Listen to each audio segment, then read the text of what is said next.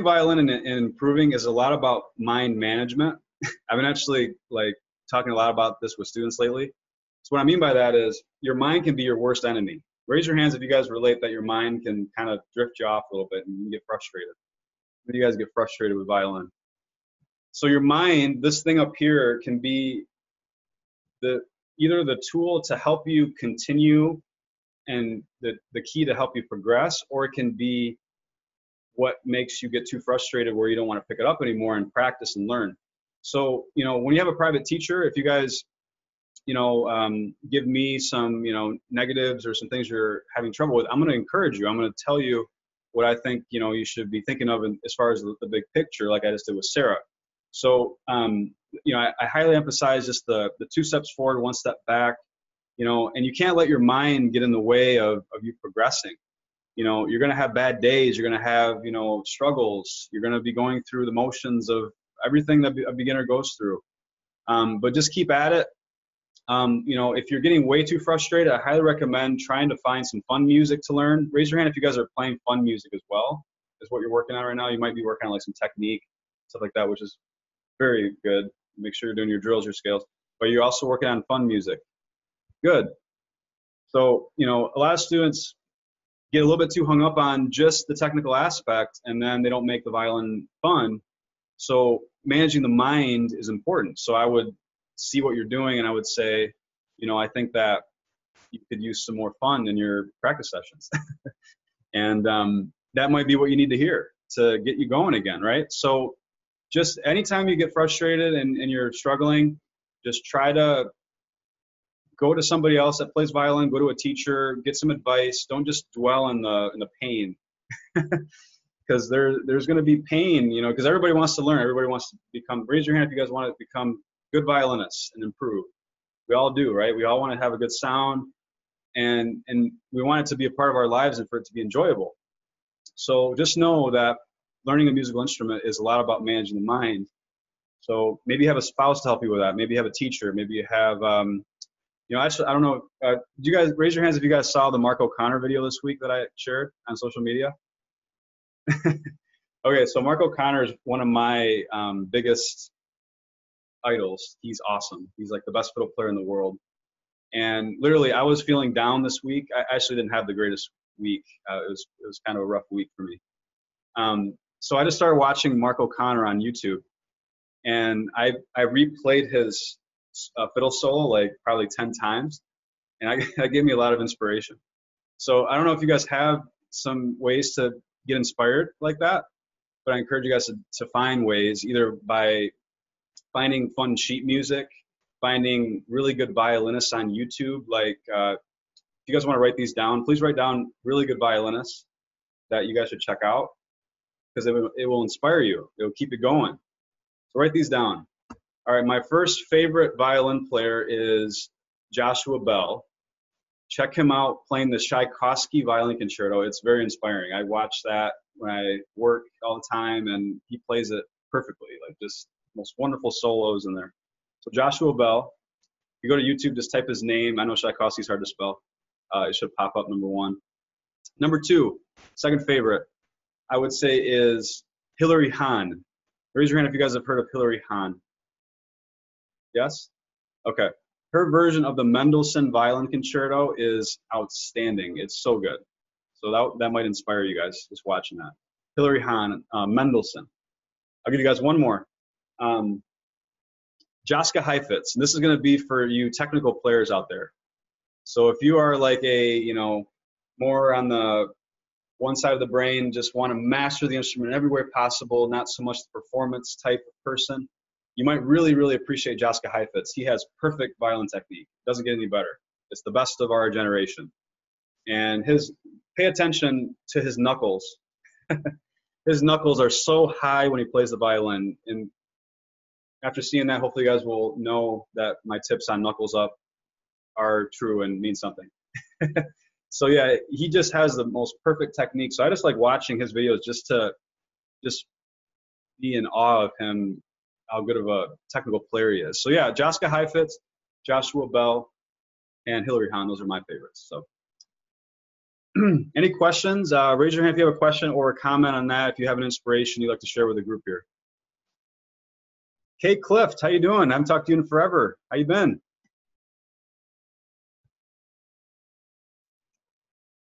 I don't know if you meant to have your hand raised or not. Maybe not. Maybe you just had it raised from the previous. If you guys can lower raise hands, that would be great. No problem. I didn't explain that. Crystal, go ahead. Sure. Okay, I had to unmute myself, sorry. I still can't get the idea of using the whole bow with shorter notes. Okay, so you're having trouble just with sort of how to distribute the bow? Yes. Okay, great. Like it's easier for my mind to comprehend with the longer notes because obviously you draw it longer. Yep. But the shorter notes, it's kind of confusing me. Sure. Okay, so when you're first starting, when you're a beginner, you should not think at all about using less bow. Okay? Okay. Always be thinking about using as much bow as possible because it's likely that you're not using enough bow. That's like 99% of students. So with every quarter note, definitely be using the whole bow. I actually go through this on that YouTube playlist that I really think you guys are going to enjoy. That's how I have these stickers on the bow. I'm not a beginner. But I explain where the stickers go. So we basically put a sticker here, and we're trying to avoid the first quarter of the bow when we're first starting. And then we're going all the way to the tip. So we're kind of playing in between these two spots for quarter notes. And then I explained to put a sticker in the middle. And then basically we're using, for eighth notes, we're using half the bow right in between these two stickers here. Okay. And then if you're at the tip, if you're right here and you have eighth notes, play them up here. Don't come back here to play them up here. Okay. Yeah, and this concept is what I call organized eighth notes. And a lot of students don't get in the habit of organizing their eighth notes. And it's not so much about the concept that it sounds different to organize your eighth notes. It's more that we're trying to really have you guys focus more on arm extension and spreading things out more. Because a lot of you guys just don't spread yourselves out to the tip and then bend on the way back. Raise your hand if you guys are in that boat. Like you guys kind of just use this little bit of bow like this.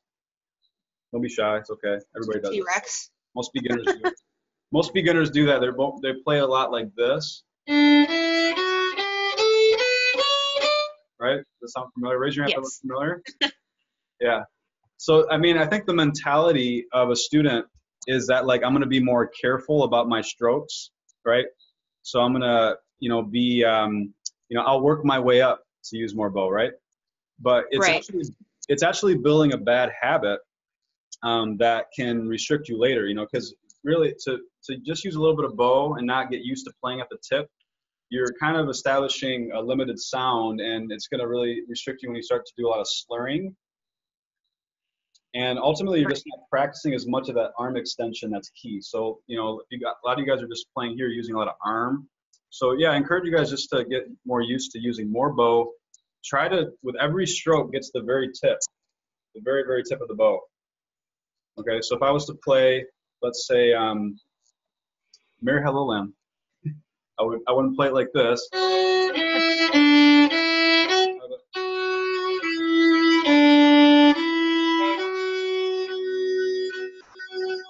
that. And that beginner playlist that I put together, I actually have 17 lessons all centered around playing Mary Had a Little Lamb. I know that sounds really ridiculous, but let me tell you, the reason why I do that is because it helps you to really focus in on all of the techniques that we need to master. So like if you guys have been playing 2 years, 5 years, 10 years even, I'm telling you, you'll learn something from every lesson, even though the song is really simple. So I highly recommend that. And I also have like sheet music and all that to go along with it for harder stuff. But the song is real basic. So technically a pure beginner could go through the playlist or someone more advanced as well. So. Okay. So yeah, go through that, and hopefully that answers your question about the bow. Yes, thank you so much. You're welcome. Tom Sears, how you doing? Assume you had your hand raised. You wanted to come on here, maybe not. Can you hear me? I sure can. Can you hear me? I can. Okay. I'm just learning how to use this. Okay, so you can hear me, right? Yes, and I believe everybody else can as well. Oh, okay.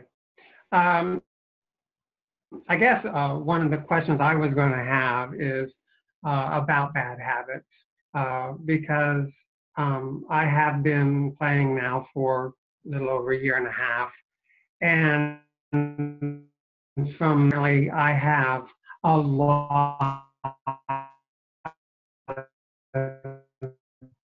and learn those. You know, I mean, like one of the things you first told me was to make. I'm sorry. I was gonna make a joke. So many bad habits that it was said in slow mo. Well, it was just a joke, though. Well,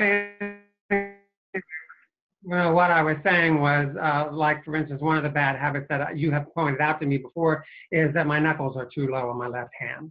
Yep. So the question then becomes, how do you ever fix that? Because you just, I mean, you start to play a song and you're concentrating on so many different things at one time, yep. And then you record it because you want to see how you're doing, and you look back and you're go back down again. Yep. And they sound fine, but still your knuckles are back down.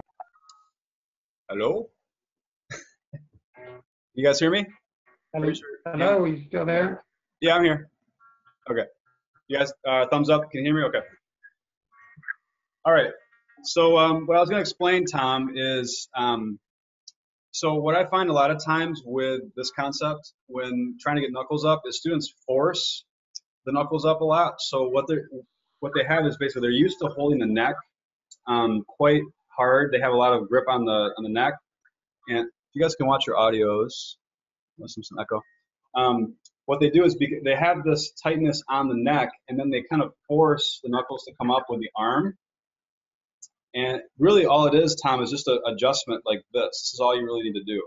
So I know it looks simple like this, but ultimately what you might just not be doing is you might just be grabbing the neck too hard. And that makes it harder to get your knuckles up. That's what I see most common with that adjustment. Obviously, without seeing you play, it's not for sure. But if you're saying that you're starting up high and then you're kind of dipping down low, that can be caused commonly because you have different various finger positions, different finger combinations, and naturally what you might be doing is you might be lowering the hand based on, let's say, a low 1 position or a 4. Raise your hand if that makes sense, guys. That we can kind of change our knuckles up based on finger combinations. You know, like a low 1, you guys are doing this. Does that look familiar? Okay. So we have to keep the knuckles up all the time. And it might just be getting more used to Tom doing this, bending your fingers back instead of dipping back. So what I recommend for those of you guys out there, actually let's do this exercise. Grab your violins. Let's have some fun. Put you guys in the gallery view here, like we did last week.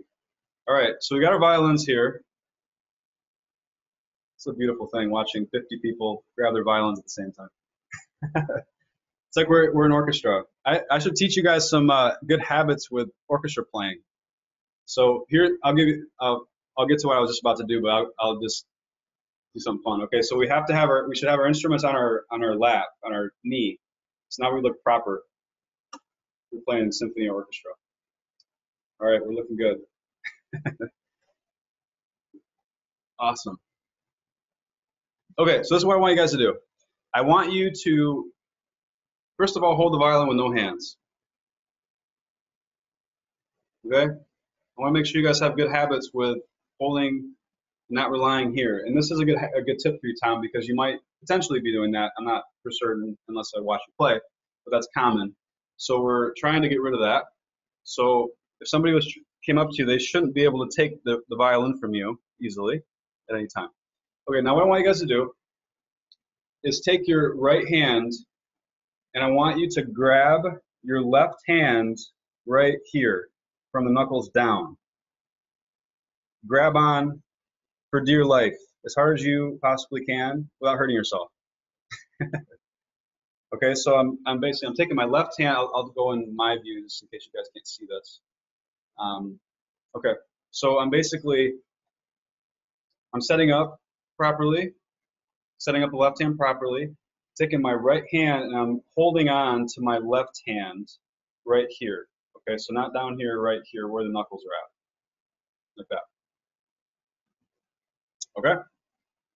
Okay, so now what I want you guys to do is I want you to think of your favorite piece on the violin. We're not actually going to do the bow. You won't have to make a sound.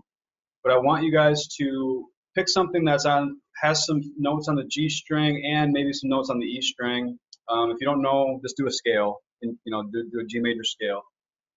And I want you guys to watch to make sure that your hand does not allow this hand to move. Okay, so I'm going to simulate practicing a scale or a piece, and I'm only using my fingers. Okay, so now if you have a fourth finger, let's go ahead and try this with 4. Are you guys noticing that you're wanting to change the hand position? Potentially, maybe? Okay, don't let your other hand let it do it. Keep it secure. Because every single note on the violin should be found with just the fingers. Okay?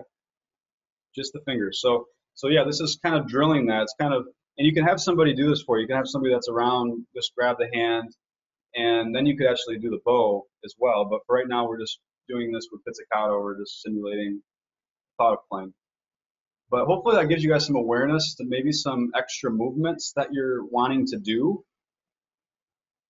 Raise your hand if that makes sense and you guys can see that maybe.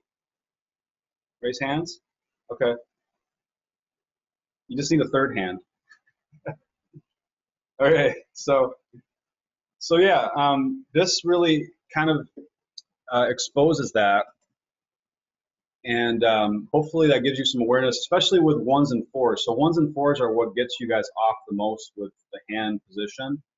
So I highly recommend for you guys to get the knuckles up higher and keep the angles back. Okay, great. All right, I got to do it. I got to see the bow holds. All right, massive bow hold conference. All right, everybody should come on video. Don't be shy. Just, you don't have to show your face. You don't have to show your, you know, your background. Just put your bow grip up to the video.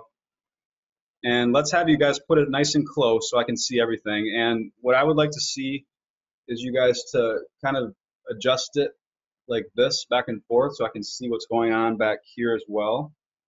So I'm going to comment on some of you guys' bow holds, both from this angle and from the back angle here.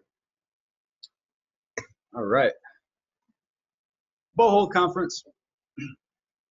Yeah, if you guys can get it close to the camera, so some of you guys are a little bit far away, the videos are already really small, so I can only see so much. If you guys get it close. All right, let's critique. All right, Karen, I like it. Try to make it to where, you know, you're not pressing up against the bow with these 2 fingers. I can see that maybe happening a little bit. Just kind of let the fingers hang over, just like if you were as relaxed as possible with the right hand. You might be maybe guiding a little bit too much with these fingers, potentially. So your most relaxed hand position, that's what we want to get to. Good. Chuck, that looks really nice. I'd try to squash it down a little bit. You're kind of high, like this. I try to squash it down. It's a tad, but it looks good other than that. That's actually perfect. Everybody look at Chuck DeBose. That's a really nice bow hold. Assuming your thumb is proper. If you can give me your thumb, show me your thumb. See, it's curved. Nice. That's a very nice bow hold. How long have you been playing, Chuck? You just put maybe, or here you go. I'm you. How long have you been playing? Go ahead. Just 2 months. Really? Good fundamentals. Started. Solid. Yeah. Yeah. You've watched a few videos. A few. Yeah. Good. Keep up the good work. Looks good. Thank you. David Dahan. David, that looks better than last week or last time. Actually, really nice. Yeah, from the front looks good. Really good. Good thumb curve. Nice. No problems there. Valerie, try not to have them so spread apart, Val. That kind of implies a little bit of tension. You know, just your most relaxed hand position in front of you. You don't want to change much from there. Yeah, shake that hand. Sue. Looks pretty good. You're a little bit kind of far away this way from the bow. Just try to get more on top slightly. You can just kind of sense tension there a little bit. Keep the pinky curved. Yep, looks good. Nice. Yep, I like that. That's a good adjustment there. A little bit far away from the bow. Get more on top. You're kind of the side. Get more on top. Connie, looks good. Very relaxed. Nice. Good wristband. Looks perfect. Good. Cindy, I haven't seen you in a while. I used to teach Cindy private lessons like, what, 5 years ago? How you been? Your bow hold's still there? Still hanging in there? Yep. Sweet. I'm so good. Awesome. Good to see you. Let's see. Put it down a little bit. Yeah, looks good. Pinky's a little, if you can get your pinky more on top of a tad, that'd be good. Darlene, let's take a look. Yep. Nice. Yeah, it looks great. No problem there. Carol, get more on top. Make sure that the index is kind of like this. You're just a little bit kind of more, you're sort of being down, Carol. There you go. Yeah, and then keep the pinky curved. Yeah, what's tough is that while you're playing, it's easy to kind of want to grab it while you're not having the violin support. So what you can do is take your left hand and just hold the bow here so that you're making these adjustments without having to hold the bow up. Does that make sense? Otherwise, what you guys might be doing is just over grabbing and building a bad habit. Like if you're always adjusting your bow grip like this and then putting it on the violin, you might be building a bad habit there. So yeah, take your left hand and just kind of support it so that you don't have to, because yeah, ultimately the violin is holding the bow for you once you're there. The other thing you could do is just make the adjustments on your violin as well. Good. Let's see. Peter, look. Yep. Looks good. Just a little bit more on top. You can just sense a little bit of tension overall in the grab, maybe. Have that as relaxed as possible. See, Tom, let's take a look at your bow hold. Dave. Good. Dave, if you can make sure that these two fingers are not like this, try to just let them hang over more. That gives you that implies that we're not pressing up against the bow this way or this way, which can cause that tension and bow bounce. That's better. I want to flatten you down a little bit potentially, but it looks much better. Good. Let's see, Linda, Crystal, show me. Linda that's better than last week, Linda. Like it. Yeah, let's a little bit farther down. I love the close-up, Kay. Very, very close-up. Almost too close-up. Cool. Yeah, it looks good, Kay. Crystal, just try to get more on top.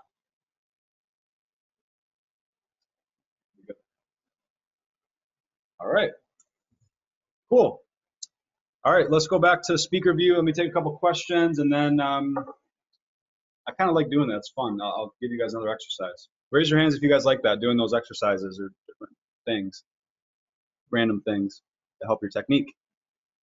16 participants. Great. That's the majority. Cool. All right, let me take some questions. So please unraise your hands if you are not wanting to ask a question.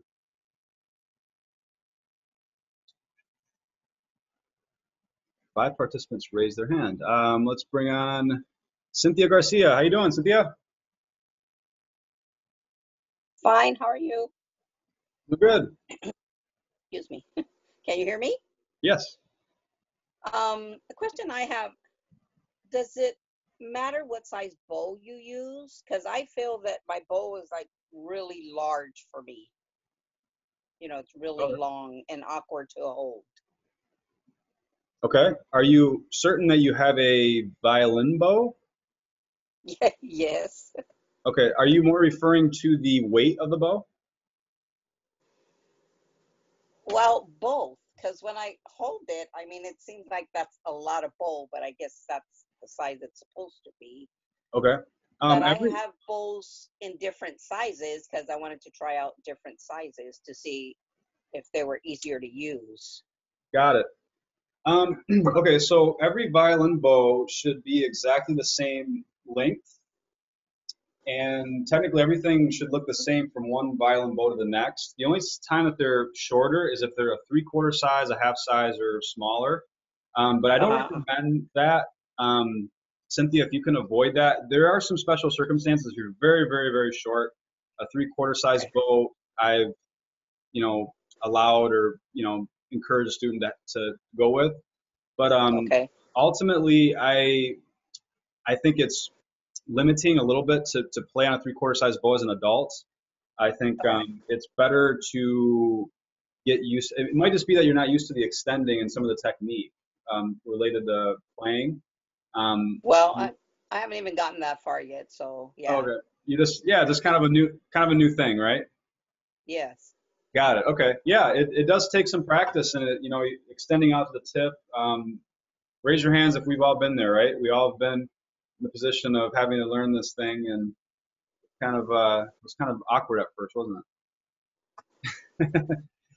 So you're not alone. Thanks. Yep. And the other thing I was going to say, different students have different bow weight preferences. So a bow on the lighter side that's full size is going to be around 58, 59 grams. A student that plays more aggressively will appreciate a lighter bow. A student that plays more timid will appreciate a heavier bow. And a heavier bow goes up to about 62, 62.5 grams. The average is right around 61. That's what most violinists play between 60 and 61 grams as far as bow weight. And I know that's not a lot of grams, but it makes a big difference. It really feels a lot different in your hand when you're playing on a heavier bow, which is like 62 grams, compared to like a 58-gram bow.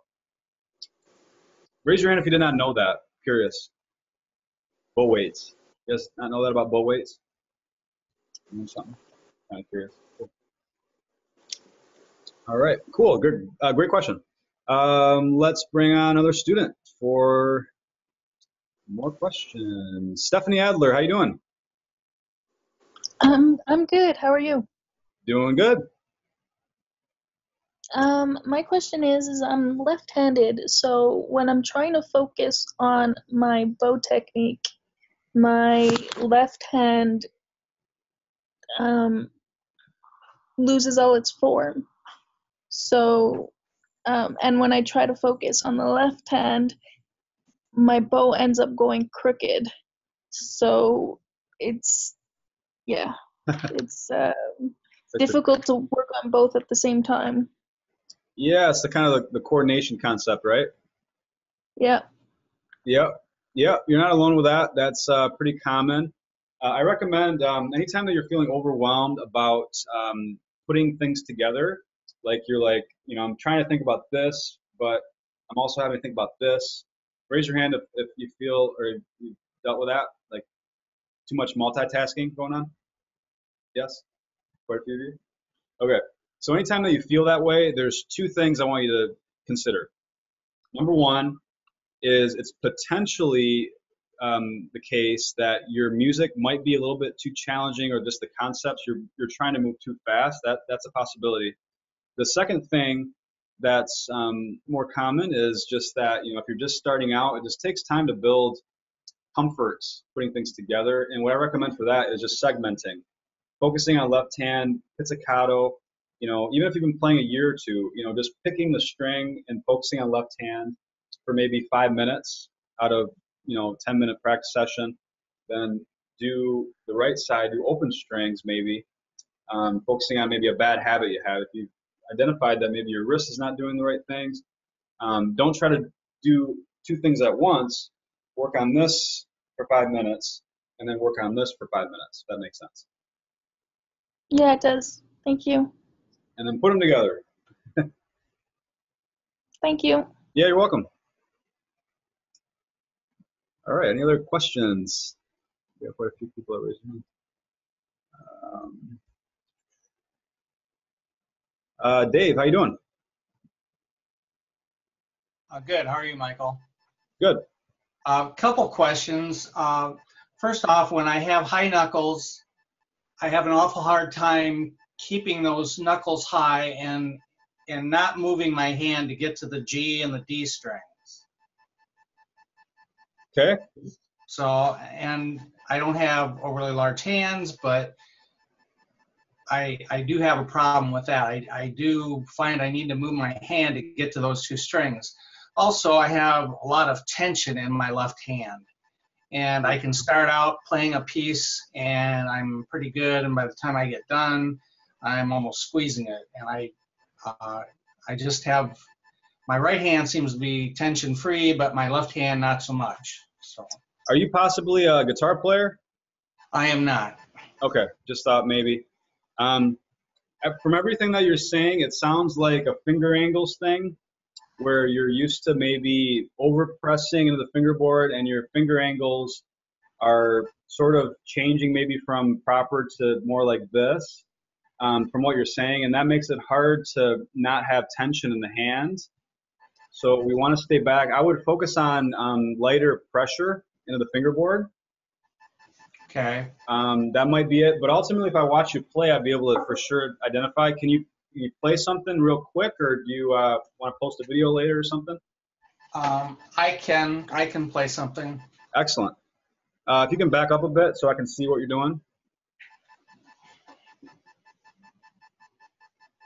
Interesting sound.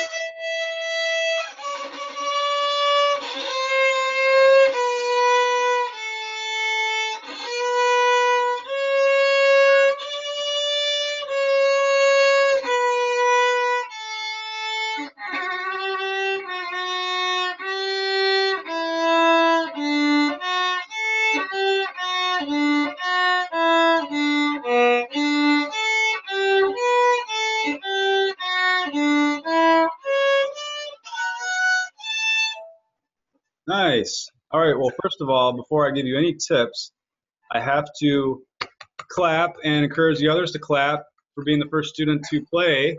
And that's not easy to do with, 40 people here. So thank you for that, Dave. First time I played in front of anybody. That's good. That's inspirational, I'm sure, to some, to just play, and that's a big part of improving on the violin. So that's great. Dave, I could not see your left hand, which is some of the things you were really wanting some tips on, unfortunately. I can give you a few on the right hand on the bow stroke, but maybe then after that you could show me the left hand. But yeah, I did notice in the beginning you were kind of stopping the bow a bit, and that definitely aids in things getting tense. So we always want to keep the bow moving as much as possible. It actually did get better though as you went. You might have just been nervous. But other than that, there wasn't a ton there that I saw other than just, what I just mentioned. But yeah, let me see your left hand. Can you do that again and maybe show me your left hand? What does that sound? You guys know what that is? Is that you, Dave? No. Okay. All right. It's you. That's okay. Maybe it's technology. It's not you not there. It's just something going on. Okay. Can you back up a bit? Can you see what I see or no? There we go. That's good. All right. Yeah. Go ahead and play something, anything, and I'll take a look. If you can, you're coming off the track there. You were at it a second ago. I obviously want to be able to see everything there.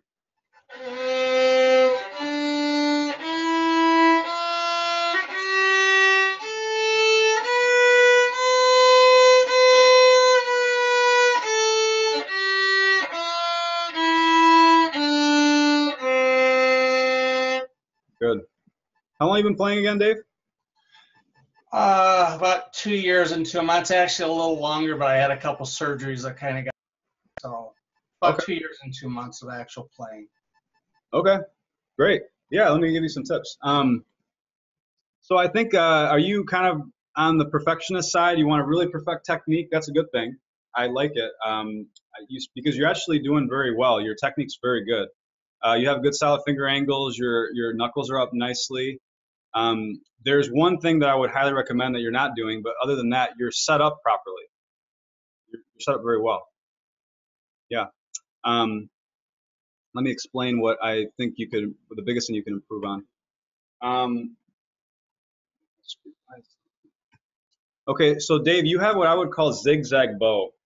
Okay, so zigzag bow is basically where we're moving the bow kind of more where we're not anticipating coming back.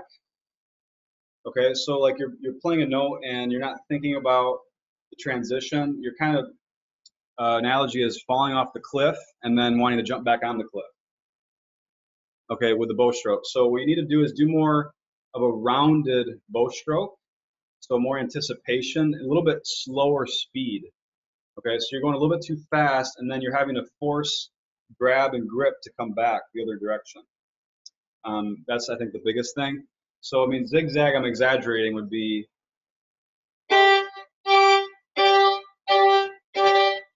a lot of times students that use a lot of zigzag, they're using a lot of arm. I'm exaggerating, Dave. That's not how you sound. I just want to make sure that you saw what I was talking about. So I would focus a little bit more on extension because you are using a little bit too much arm, but it's mostly the transitioning. So I think you have to work more on the index finger. Have you seen some of my drills on index? Might be muted. Muted just for a second. Go ahead, Dave. Have you seen some of my drills on index? I think I've seen a couple things that you've. Okay. I was here when you talked about the index finger. I think, was it last week or the week before? Yeah. I think everybody, all you guys could really benefit from that playlist I put together on YouTube. Dave, you could really benefit from that based on what I'm seeing because you're set up really nicely, but you're just not doing the transitioning properly. So I think that would really help you. I would recommend watching that because it includes my index drill, rocking bow drill. Ultimately, just trying to get tension up against the bow, limit that, and just working more on the circle bow, on how you're coming back the other direction. Does that make sense? Okay. Yeah. Yeah, it's kind of more. It's like more of a, you're canvassing. It's more artwork. You're doing more kind of the zigzag instead of more of the flow. Okay. The in other words, it's just not a very smooth stroke. Is that what you're saying? Well, smooth could be translated into the improper thing I'd want you to focus on, because smooth is a direct correlation of doing it properly, but to do it properly, we have to have a slower stroke and more of an anticipation. It's more anticipation. Have you ever done a yo-yo? Oh yeah. Yeah. Okay, that's good. So it's the same concept. So you can't throw the yo-yo down and expect it to come back, right? Right. You have to give it a momentum. So you're throwing the bow down. Does that make sense? Okay. Yes. Okay, so yeah, if you make that slight adjustment and use more index, I think you're set up nicely. Your left hand set up nicely, your right hand set up nicely. Okay, thank you. You're welcome. All right, now I don't get to hear that screeching. It's okay, I'm sure it's not your fault, Dave. I hope not. All right. Cool. All right, any other questions? Carol, go ahead. Practicing a scale, is it all right to practice it by doing changing the bow direction on every 2 notes? It's a good practice to do scales in different ways. So absolutely, that's a good thing to do. Slurring with scales, doing thirds with scales, ultimately, eventually, like spiccato with scales. Yeah, anything that's different bowing techniques is good to do with scales, even like 3 per bow, 4 per bow slurs. Absolutely. Okay, thank you. Yeah, you're welcome. Sue Hollister. Okay, hi. Hi. Well, my question is, and thank you for these hours. These are really helpful. Oh. I'm using this book for some of my drills. Yeah. And do you recommend keeping the fingers down the entire time? I think it's called black fingering. Or do you recommend lifting them up during those drills? Uh-huh. Yeah, it's a good concept. I keep having to go back and try to figure that out. So I heavily promote finger efficiency, which is basically where we don't want to lift fingers very high off the fingerboard. We want to avoid that as much as possible. Okay. And depending on the situation, you don't want to make extra effort to lift fingers for no reason. Okay. So technically, you don't have to have all 3 fingers down to play the 3. So you're not going to go 1, 2, 3. But if you do the 3, and let's say you have a half note vibrato, what I do is I'm kind of preparing the other 2 fingers in the right positions, because a lot of times what happens is you're going to lift the 3 and then you're there, you're in tune. So being precise is possible. But yeah, like when I'm putting down 3 fingers, I'm sort of trying to, based on the key signature, bringing them all together. I'm not pressing with these, I'm just kind of bringing them around the spots so I can play faster. Okay. Okay, thank you. Does that answer your question? Yes. Good. Great. Anybody else? TK, is your audio working this time? TK? Not working, huh? All right, anybody else have any questions? Can't wait to see how you guys do with that playlist. I think you guys will learn a lot from it. I really just kind of tried to compact everything I could down into 30 minutes, basically. Each lesson is like 2 or 3 minutes long. There's 17 lessons, but they're all really short. So I'll give you guys a link to that. Just haven't got it yet. And then I actually, for once in my life, I actually was organized in how I like presented it on YouTube. So I'm not always the most organized person. And I took some of other violin teachers' advices on organization. So let me know what you guys think about that. But yeah, it was very clear based on the stats I saw on YouTube that people like short, to the point, bullet pointed. You know, people have low attention spans, but they're interested. So I got the hint on that. So yeah, check it out. It's a little bit different maybe than what you've seen in my other lessons. Any other questions? Looks like there's other people here that have not been promoted to panelists. Let me quick do that. A lot of people have not seen their names before.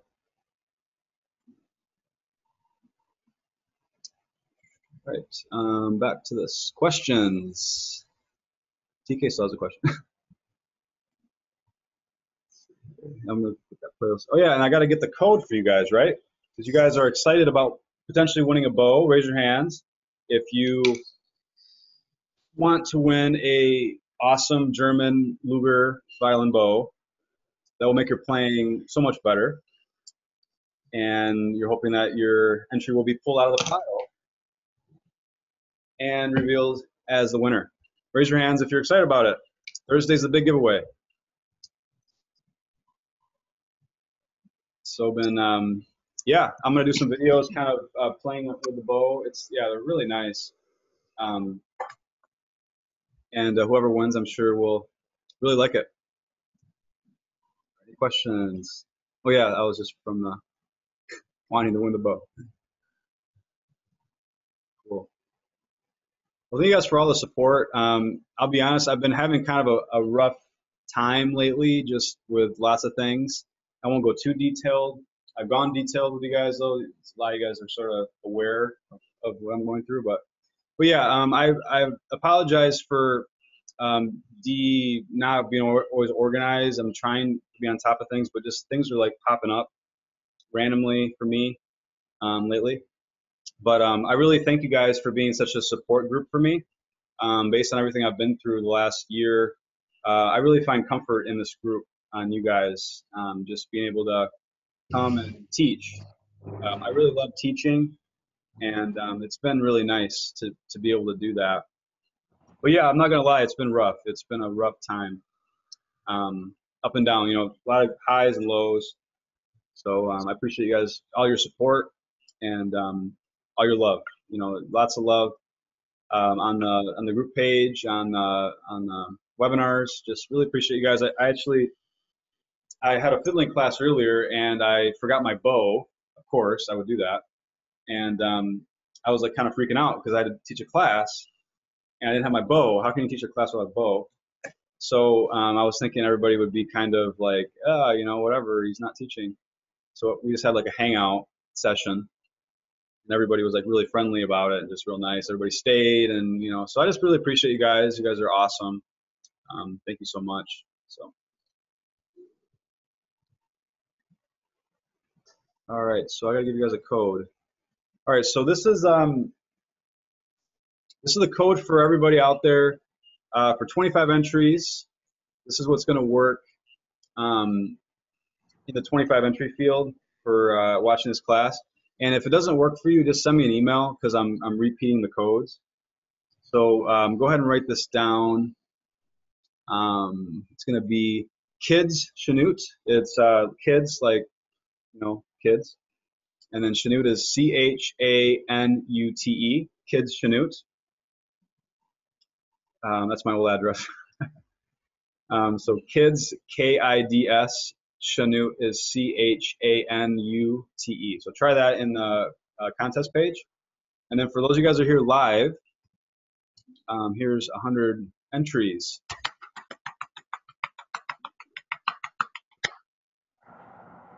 100 entries, 100. 100 entries. Whoops. Hello, okay. Here we go, all panelists. All right, there's the code. Don't share it with anybody. And if it doesn't work for you, just let me know. Oh, somebody had a question? TK, I did not see your question. Sorry, TK. If you could, I'm not looking at the chat. Sorry. Just assuming somebody's going to come on. Yeah, so hopefully that code works for you guys. I'm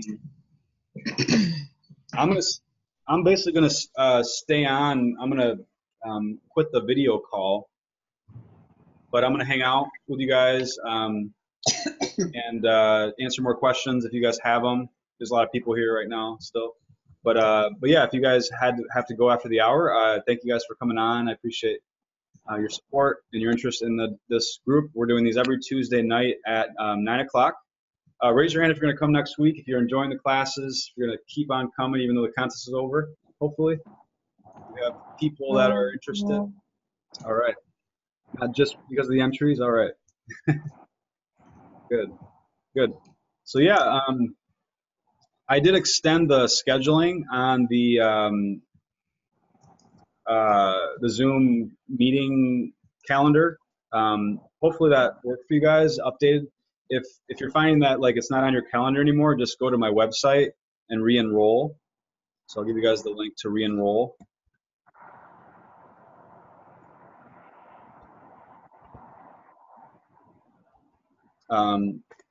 So yeah, we're doing these every Tuesday, and then we have a adult violin group. If you haven't joined it yet, because I know some people are actually here from YouTube. I actually put like different links on my YouTube videos to get people to find me in different ways. So actually raise your hand if you just recently found me from YouTube. So I'm starting to do some different things on YouTube. Curious on that. Yeah. Who is that? Whose audio is that? Sounds like I'm in an airplane. Tara, it was you. It's okay. All right. So yeah, please register on the website, and yeah, you guys can plan on these every week, every Tuesday at 9. We'll keep going through some fun concepts. So yeah, feel free to stick around. I'm gonna end the video now. Thanks for coming, and we'll hopefully see you next week.